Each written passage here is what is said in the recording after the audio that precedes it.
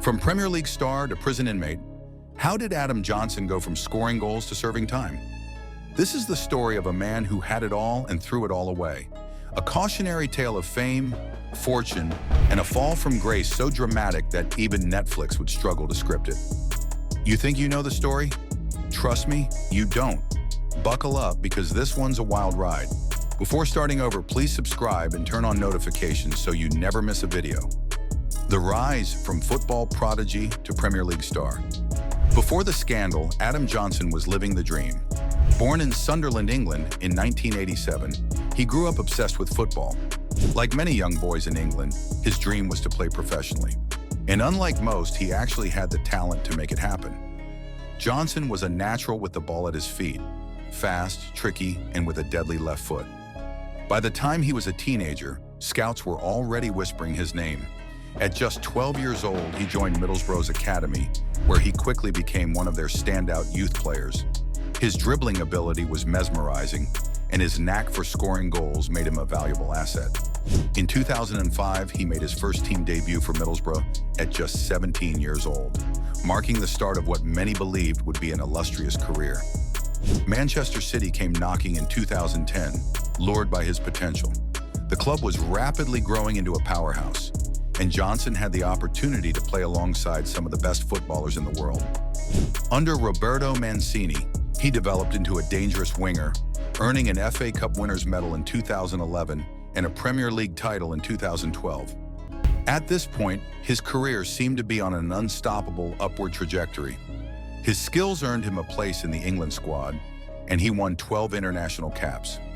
Johnson was living the dream, earning massive wages, driving luxury cars, and adored by thousands of fans. But the higher you climb, the harder the fall. The warning signs, the party lifestyle and red flags. Money changes people. Fame magnifies their flaws. And footballers? Well, let's just say history has shown that many struggle to handle the spotlight responsibly. Johnson was no different. As his football career took off, so did his social life. He was regularly seen partying, enjoying the perks of being a Premier League star. Expensive vacations, designer clothes, sports cars, he had it all. And like so many footballers before him, he seemed to think he was untouchable. Rumors swirled about his off-the-pitch antics. He enjoyed the attention that came with being a footballer, particularly from female fans. His social media DMs were reportedly a playground for flirtation, and his reputation as a ladies' man grew.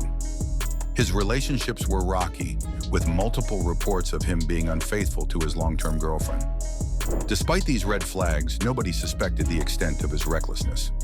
Football clubs tend to overlook bad behavior as long as a player performs well, and Johnson? He was still delivering on the pitch, but behind the scenes he was making choices that would soon destroy his life. The crime, a career and life destroyed. March 2015. The scandal breaks. The football world is in shock. It started as whispers. Then the whispers became headlines. Then the headlines became a full-blown media storm. Adam Johnson was arrested on suspicion of engaging in inappropriate activity with a minor. The accusations were sickening. A 15-year-old girl, a die-hard Sunderland fan, claimed that Johnson had groomed and abused her. Police launched an investigation, and soon the evidence started piling up. It wasn't just a case of bad judgment. The trial revealed a pattern of behavior: text messages, social media exchanges, arranged meetings. Johnson's digital footprint painted a damning picture. He had used his status and influence to take advantage of a young fan. For a while, Johnson tried to deny the charges, but the truth caught up with him. The court found him guilty of sexual activity with a minor. His sentence? 6 years in prison. Is Adam Johnson arrogant, stupid, or immature? All three were suggested in court, and when he took to the witness box, he owned up to each one. Yet Johnson's demeanor was not of the swaggering millionaire footballer. His voice was soft and low, and at one point he appeared close to tears as he spoke of letting down his partner, Stacey Flounders. He said he was embarrassed, and he had not been a good partner to her and their newborn baby. When it was her turn to give evidence, and she was asked if she saw any future for their relationship, he sat head bowed as she replied, "Not at the minute, no." In court, it emerged Johnson sent texts to his partner while he was with the victim, and on another occasion responded to Ms. Flounder's messages about their baby while sending lewd texts to the girl, detailing their last encounter as class. Mr. Barnes added, Johnson's actions were at the extreme end, and one should in no way judge footballers by his standards. But the lifestyle he led in the rarefied company he kept undoubtedly shaped the man he became. A man who scored a desperately tragic own goal. In that moment, his career was over. His multi-million-pound contract, gone. His footballing legacy, erased. His reputation, destroyed. The fallout, fans, clubs, and the ultimate disgrace. Sunderland acted fast. The moment the allegations surfaced, they suspended him. When he was charged, they terminated his contract completely. A player they had once relied on was now an outcast. Nike dropped him instantly. His sponsorship deals evaporated overnight. The footballing world turned its back on him. Even former teammates refused to comment on the situation. Nobody wanted to be associated with him. And then came the public reaction. Football fans are passionate, but they also have zero tolerance for disgrace. Johnson went from being a local hero to a national disgrace. His jerseys were burned. His name was erased from club history. The FA refused to acknowledge his contributions to English football. His personal life also crumbled. His girlfriend, who had stood by him for years, left him. His family faced public humiliation. He had destroyed not just his own life, but the lives of those around him. Life after prison. Can he ever come back? In 2019, Johnson was released after serving half his sentence. But life after prison is a different game.